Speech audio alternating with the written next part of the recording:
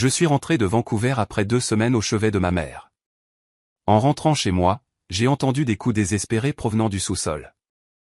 J'ai brisé le cadenas et j'ai trouvé ma femme, sale, déshydratée et confuse. Elle était enfermée là depuis 14 jours. Quand je lui ai demandé qui avait fait ça, elle a chuchoté, « Jenny. Notre fille. » Elle a dit qu'elle avait besoin. Alors je me suis assuré qu'elle ait exactement ce qu'elle méritait. Je suis arrivé dans mon allée après 2 semaines d'absence, épuisé par le vol de nuit depuis Vancouver. Ma mère avait eu un accident vasculaire cérébral, et j'avais été à son chevet pendant le pire. Elle était stable maintenant, Dieu merci, mais j'avais désespérément besoin de rentrer auprès de Margaret, ma femme. Elle souffre d'un début de maladie d'Alzheimer, et 2 semaines de séparation m'ont semblé une éternité. La maison était sombre. Cela m'a paru étrange. Il n'était que 20 heures, et Margaret laissait habituellement les lumières du salon allumées. J'ai pris ma valise dans le coffre et je me suis dirigé vers la porte d'entrée, cherchant mes clés à tâtons. C'est alors que je l'ai entendu, un faible bruit sourd, rythmé et désespéré, provenant de l'intérieur de la maison. Mon cœur s'est arrêté. J'ai enfoncé la clé dans la serrure et j'ai fait irruption. Le son était plus clair maintenant. Quelqu'un frappait sur quelque chose, et il y avait une voix étouffée, rauque et faible. Cela venait d'en bas, du sous-sol. J'ai laissé tomber ma valise et j'ai couru vers la porte du sous-sol. Elle était verrouillée de l'extérieur, cadenassée avec une serrure robuste que je n'avais jamais vue auparavant. Les coups sont devenus plus forts, plus frénétiques. « Margaret » ai-je crié, mes mains tremblant alors que je cherchais quelque chose pour briser la serrure. Un cri est venu de l'autre côté, faible, désespéré. Ma femme.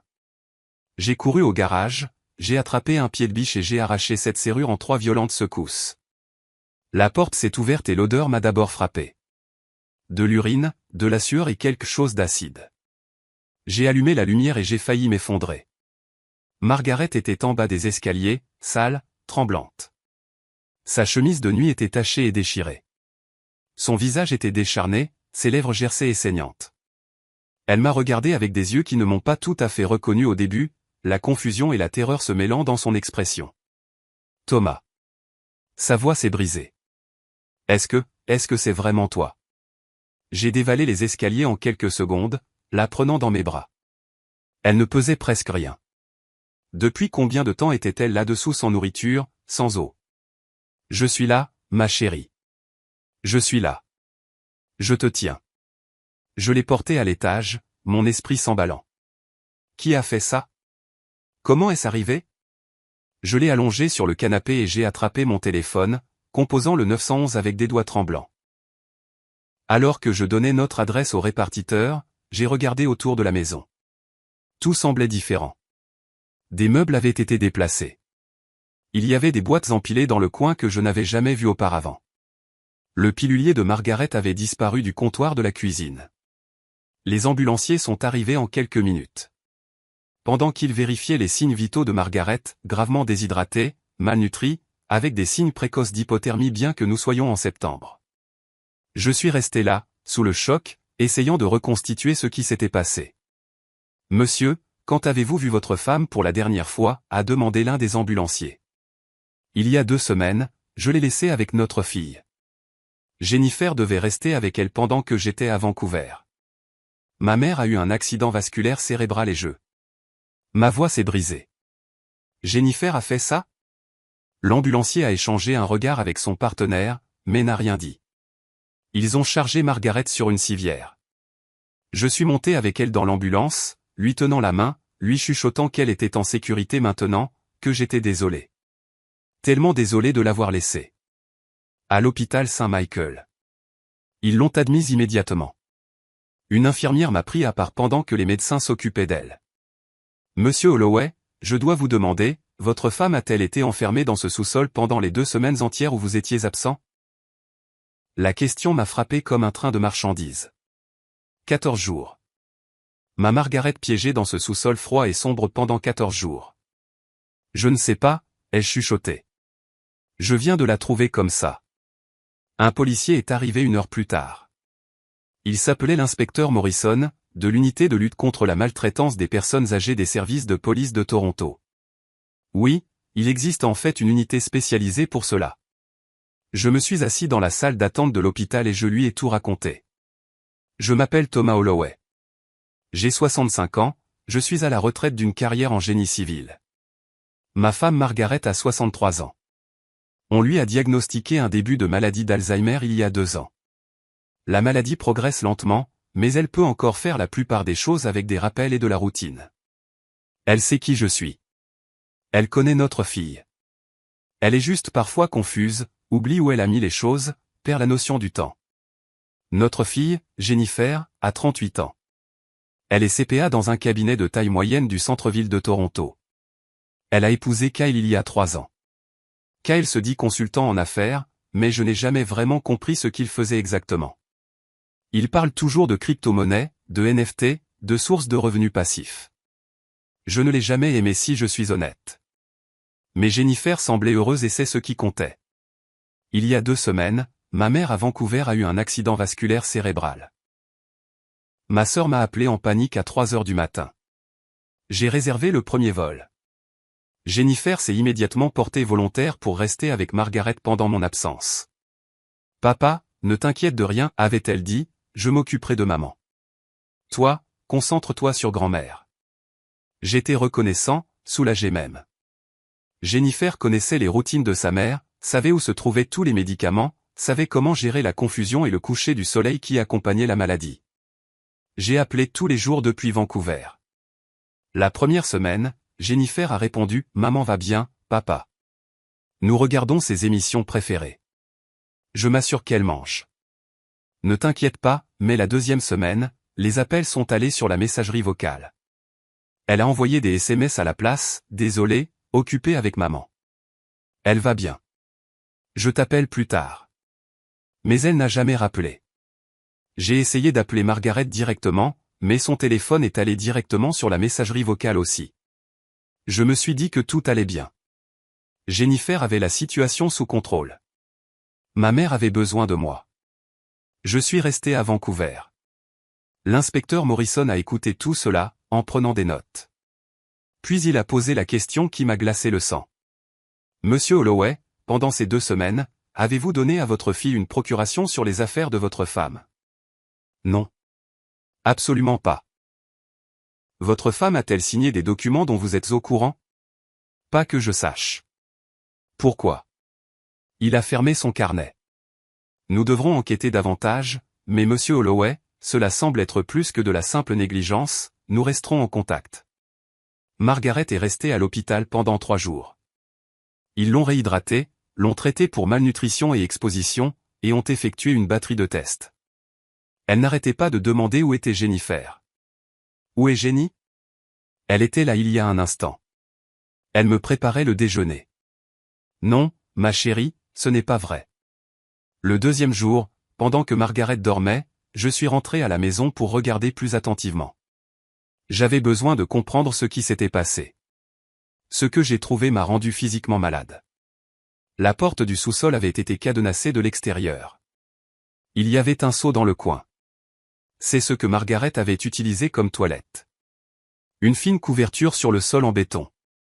Pas de nourriture, pas d'eau. L'ampoule avait été retirée de la douille.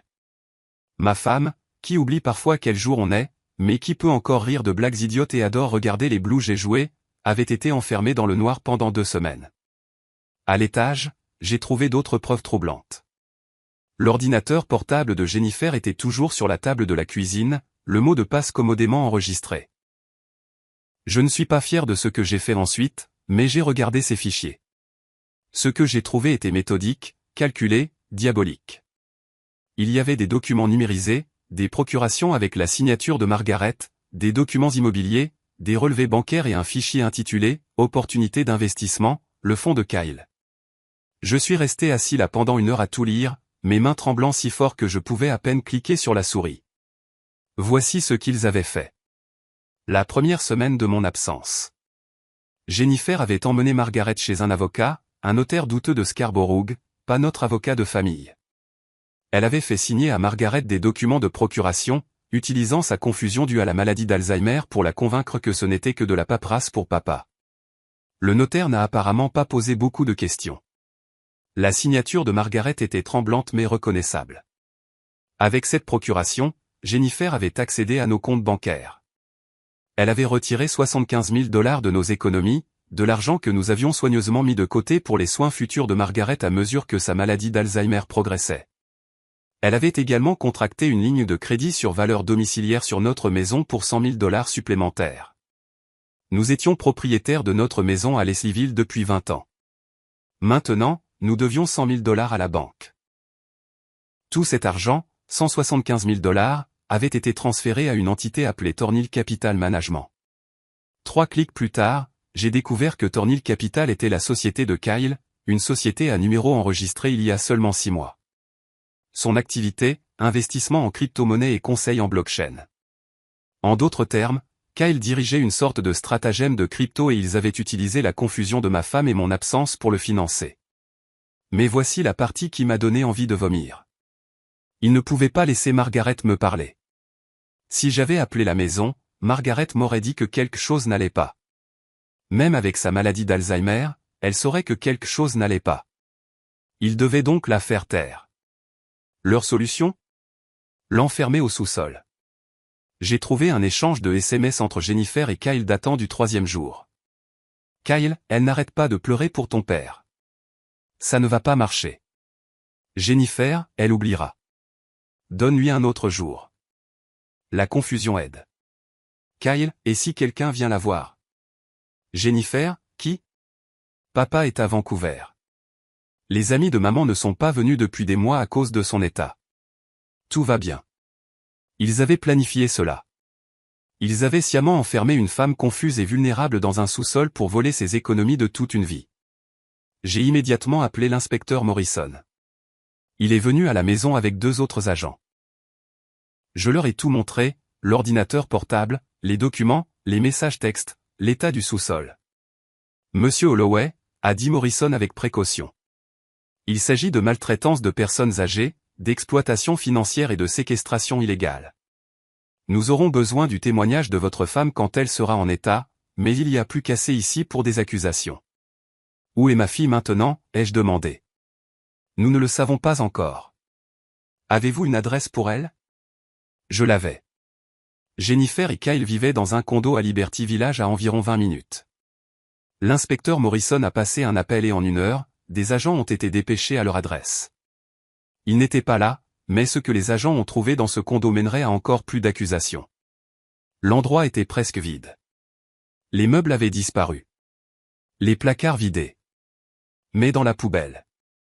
Et c'est là qu'ils ont été négligents, les agents ont trouvé des relevés bancaires, des documents pour des billets d'avion aller simple pour le Portugal, et un courriel imprimé d'une société de gestion immobilière à Lisbonne concernant une location de 6 mois. Ils prévoyaient de s'enfuir, de prendre l'argent et de disparaître dans un pays sans traité d'extradition pour les crimes financiers. Mais ils avaient laissé trop de preuves derrière eux, et ils avaient sous-estimé la rapidité avec laquelle je reviendrais. Le rétablissement de ma mère a été plus rapide que prévu et je suis rentré 3 jours plus tôt que prévu initialement. Si j'étais resté à Vancouver pendant les 2 semaines complètes comme prévu, Margaret serait peut-être morte dans ce sous-sol. Jennifer et Kyle auraient découvert son corps, joué la fille dévastée et auraient été dans un avion pour Lisbonne avant que quiconque ne pose de questions. L'inspecteur Morrison a été direct à ce sujet. Votre retour précoce a sauvé la vie de votre femme. Cette prise de conscience que ma fille, la petite fille à qui j'avais appris à faire du vélo, qui avait pleuré dans mes bras quand son poisson rouge est mort quand elle avait 7 ans, avait été prête à laisser sa propre mère mourir pour de l'argent. Je ne pouvais pas le traiter. La chasse à l'homme a commencé. La police de Toronto a émis des mandats d'arrêt contre Jennifer et Kyle. Leur visage était aux nouvelles dans les 48 heures. Fille et gendre recherchés dans une affaire de maltraitance de personnes âgées. Les médias s'en sont donnés à cœur joie. Mon téléphone n'arrêtait pas de sonner. Des journalistes, des voisins, des gens de mon ancien lieu de travail qui prenaient contact. J'ai tout ignoré. Mon attention était portée sur Margaret. Elle est sortie de l'hôpital le 4e jour. Toujours faible, mais se remettant physiquement. Mentalement, cependant, elle était confuse. Elle n'arrêtait pas de demander où était Jennifer. Jenny vient-elle dîner, demandait-elle. Non, ma chérie. Pas ce soir. Ai-je fait quelque chose de mal?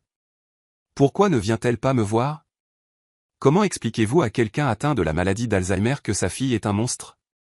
Que la femme à qui elle a donné naissance, qu'elle a élevée et aimée l'avait enfermée dans un sous-sol pour la voler. Je ne pouvais pas, alors je lui ai juste tenu la main et j'ai dit, Jenny est occupée en ce moment, mais je suis là. Je ne vais nulle part. Le 6e jour, Jennifer et Kyle ont été arrêtés à l'aéroport Pearson. Ils avaient essayé de monter à bord d'un vol pour Londres, en Angleterre, leur première escale, avant de prendre une correspondance pour le Portugal. Les services frontaliers les ont immédiatement signalés. L'inspecteur Morrison m'a appelé dans l'heure. Nous les avons. Ils sont en détention. Je n'ai rien ressenti. Pas de soulagement, pas de satisfaction, juste le vide. Les accusations sont tombées comme un marteau. 2 chefs d'accusation de maltraitance de personnes âgées, 2 chefs d'accusation d'exploitation financière d'une personne vulnérable, 2 chefs d'accusation de séquestration illégale, 2 chefs d'accusation de fraude de plus de $5 000 et un chef d'accusation de faux lié aux documents de procuration. Kyle faisait face à des accusations supplémentaires liées à son fonds d'investissement, qui s'est avéré être, surprise, un système de Ponzi. Il avait pris de l'argent à au moins 30 autres investisseurs, tous des personnes âgées ou vulnérables, promettant des rendements de 40% sur des transactions de crypto-monnaies qui n'ont jamais eu lieu. Il ne faisait que brasser de l'argent, payant les anciens investisseurs avec l'argent des nouveaux investisseurs. Fraude classique. Le procureur de la couronne affecté à l'affaire, une femme brillante nommée Patricia Chen, m'a rencontré une semaine après leur arrestation. Elle a exposé l'affaire en détail. Monsieur Holloway, c'est l'un des cas de maltraitance de personnes âgées les plus flagrants que j'ai vus dans ma carrière. La préméditation, l'exploitation de l'état cognitif de votre femme, la dévastation financière qu'ils ont causée. C'est sérieux. Nous demandons des peines maximales. Combien de temps, ai-je demandé? Maltraitance de personnes âgées avec séquestration illégale combinée à l'exploitation financière. Nous envisageons 8 à 12 ans pour Jennifer, 10 à 15 ans pour Kyle en raison des accusations de fraude supplémentaires. Et l'argent? L'expression de Patricia s'est adoucie. Ce sera plus difficile. Le fonds de Kyle est en faillite. L'argent a disparu, dépensé, déplacé à l'étranger ou versé aux premiers investisseurs pour faire fonctionner le système. Nous demanderons des ordonnances de restitution, mais je veux que vous soyez réaliste quant au recouvrement. En d'autres termes, les $175 000 avaient disparu.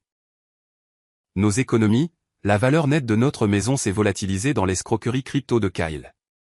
J'ai posé la question qui me hantait. Le savait-elle? Jennifer, savait-elle que ce que Kyle faisait était une fraude? Patricia a ouvert le dossier de preuve. Sur la base des courriels et des SMS que nous avons récupérés. Oui, elle savait. Elle l'a aidé à recruter des investisseurs, dont 2 de ses collègues de son cabinet comptable. Elle a créé de faux états financiers pour le fonds. Elle était une participante active. Ma fille n'était pas une victime du stratagème de son mari. Elle était une co-conspiratrice. L'audience de mise en liberté sous caution a été douloureuse. L'avocat de Jennifer a plaidé pour sa libération, en attendant le procès, pas de casier judiciaire, des liens avec la communauté, un faible risque de fuite malgré l'affaire du Portugal. La couronne a plaidé le contraire. Risque de fuite évident, destruction de preuves, danger permanent pour Margaret. Le juge a donné raison à la couronne. Mise en liberté sous caution refusée. Jennifer et Kyle resteraient en détention au centre de détention de Toronto Sud jusqu'au procès. J'ai assisté à cette audience. Je me suis assis au dernier rang et j'ai regardé ma fille en combinaison orange supplier le juge de la libérer. Elle a pleuré. Elle s'est excusée. Elle a dit qu'elle avait commis une terrible erreur. Quand elle m'a vu, elle a essayé de murmurer quelque chose. « Papa, s'il te plaît. » Je me suis levé et je suis sorti.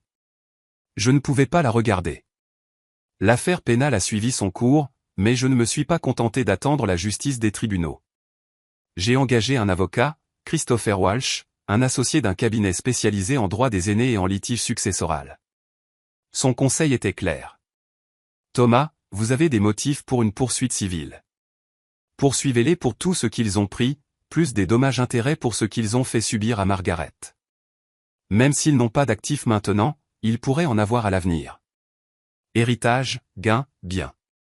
Verrouillez tout ça. J'ai intenté une poursuite 2 semaines plus tard. Jennifer Holloway et Kyle Morrison, défendeurs.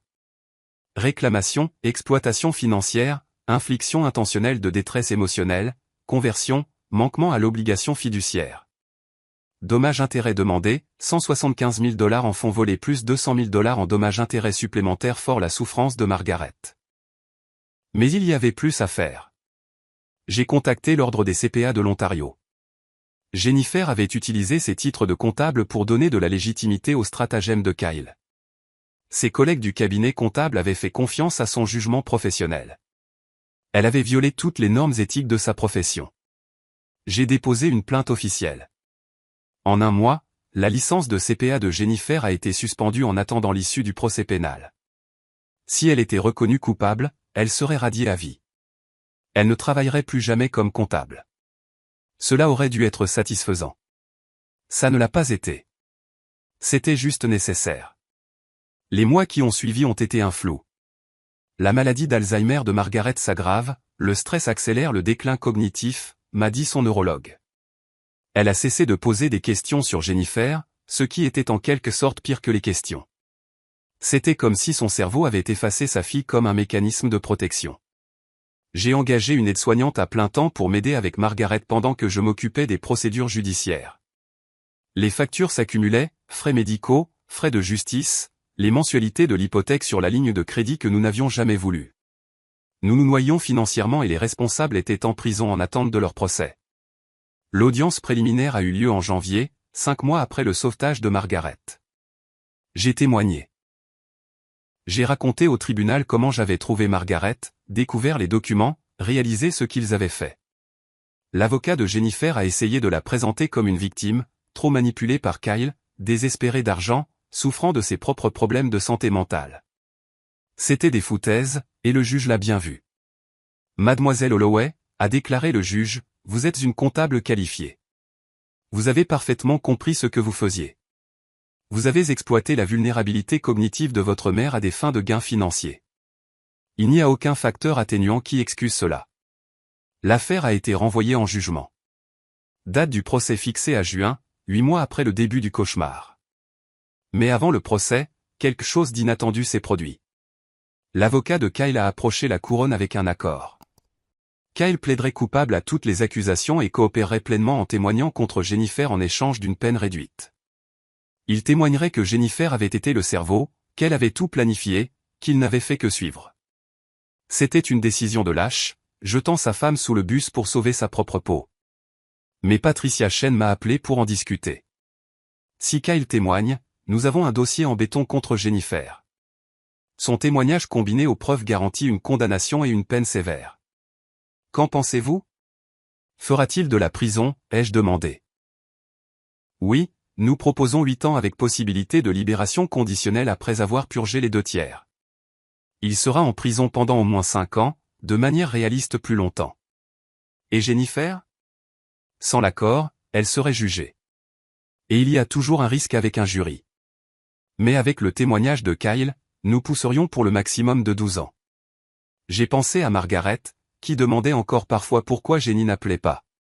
J'ai pensé à ces 14 jours dans le sous-sol. J'ai pensé aux économies de toute une vie partie, à la valeur nette de la maison, partie, à la confiance, partie. Accepter l'accord, ai-je dit. Kyle a plaidé coupable en février. L'audience de détermination de la peine a été brève. Il a exprimé des remords. Je suis sûr que son avocat a écrit chaque mot. Le juge n'a pas été impressionné.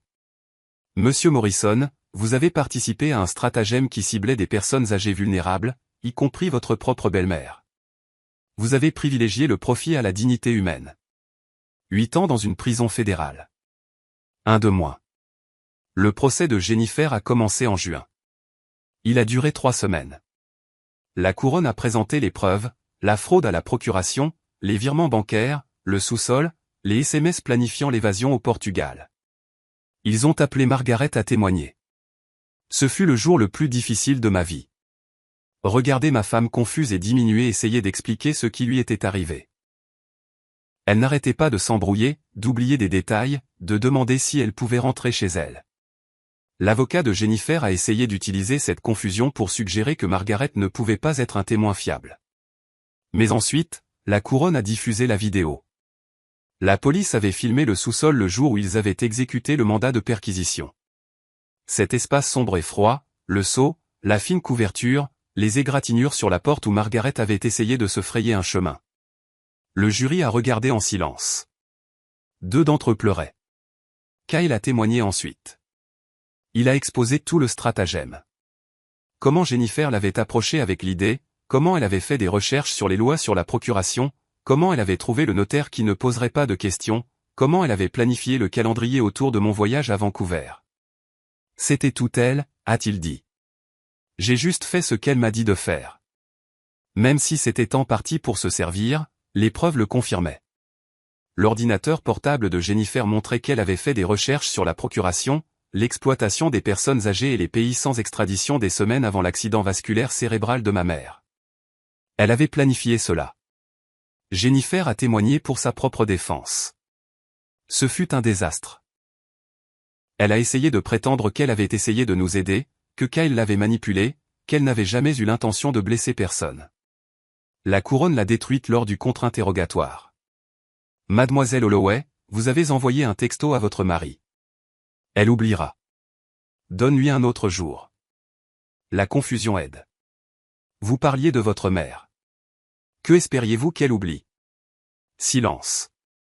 Mademoiselle Holloway, vous avez enfermé votre mère dans un sous-sol sans nourriture ni eau pendant 14 jours.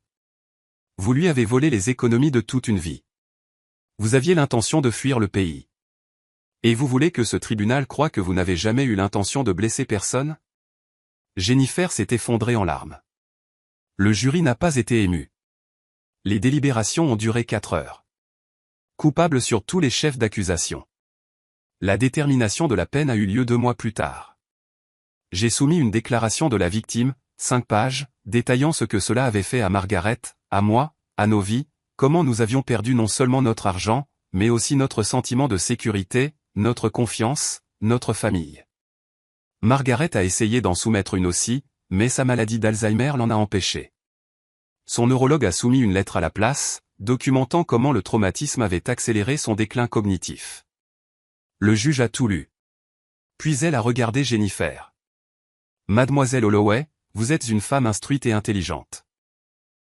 Vous avez compris la vulnérabilité de l'état de votre mère et vous l'avez exploitée sans conscience. Vous avez trahi non seulement sa confiance, mais toutes les normes de la décence humaine. Ce tribunal ne voit aucun facteur atténuant.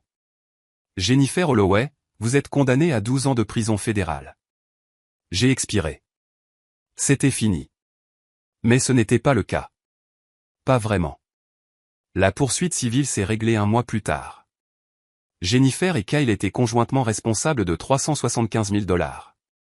Bien sûr, ils n'ont pas cet argent. Le tribunal a mis des privilèges sur tous les actifs, salaires ou héritages futurs. S'ils ont un jour quelque chose, nous l'obtiendrons, mais de manière réaliste, nous ne verrons jamais cet argent. L'ordonnance de restitution de l'affaire pénale dit qu'ils nous doivent 175 000 $ plus les intérêts. Encore une fois, bonne chance pour recouvrer la somme. La maison. Nous avons réussi à refinancer la ligne de crédit sur valeur domiciliaire dans notre hypothèque, mais nous avons maintenant des paiements pour la première fois en 20 ans. Nous paierons cela pour le reste de notre vie. Les coûts des soins de Margaret augmentent à mesure que sa maladie d'Alzheimer progresse. L'assurance en couvre une partie, mais pas la totalité. J'envisage de vendre la maison d'ici quelques années pour me permettre des soins de la mémoire. Jennifer est à l'établissement Grand Valley pour femmes, à environ 1 heure à l'ouest de Toronto.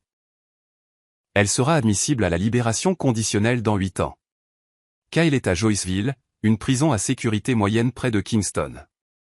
Son admissibilité à la libération conditionnelle est dans 5 ans. Je n'ai pas rendu visite. Je ne rendrai pas visite. En ce qui me concerne, je n'ai plus de fille. On me demande parfois si je regrette d'avoir poursuivi les accusations avec autant d'agressivité.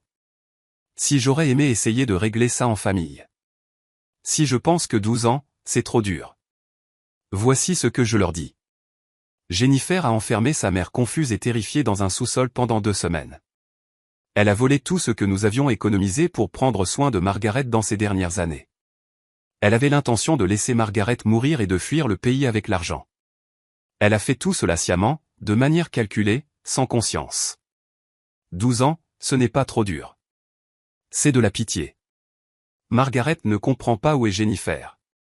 Parfois, elle demande encore. Je lui dis que Jennifer est partie pour le travail. C'est plus facile que d'expliquer la vérité à quelqu'un qui ne se souviendra de toute façon pas de l'explication. Le mois dernier, Margaret a oublié qui j'étais pour la première fois. Elle m'a regardé, m'a vraiment regardé, et m'a demandé qui j'étais et ce que je faisais dans sa maison. Cela n'a duré qu'une heure avant qu'elle ne me reconnaisse à nouveau. Mais ça a commencé, la dernière étape. J'y pense parfois, comment Jennifer a volé non seulement notre argent, mais notre temps. Le temps que Margaret et moi avions avant que la maladie d'Alzheimer ne l'emporte complètement. Nous aurions dû passer ces 2 semaines ensemble. Au lieu de cela, Margaret les a passées en enfer. C'est ce que je ne peux pas pardonner. L'argent peut être remplacé éventuellement. La maison peut être vendue. Mais ces 14 jours et tous les jours qui ont suivi ont été volés par le stress, le traumatisme et la peur. Ils sont partis pour toujours. Alors, non, je ne regrette pas les 12 ans. Je le referai. La justice n'est pas une question de vengeance. C'est une question de responsabilité. Il s'agit de dire haut et fort que certaines choses sont impardonnables. Ma fille l'a appris à ses dépens. J'espère que tous ceux qui regardent cette histoire la prendront de la manière la plus simple. La confiance de votre famille est sacrée. Brisez-la et ne soyez pas surpris lorsque les conséquences vous briseront en retour. Quant à Margaret et moi, nous sommes toujours là, nous nous battons toujours ensemble. C'est plus que ce que Jennifer voulait pour nous, et c'est plus que ce qu'elle aura pour les 12 prochaines années.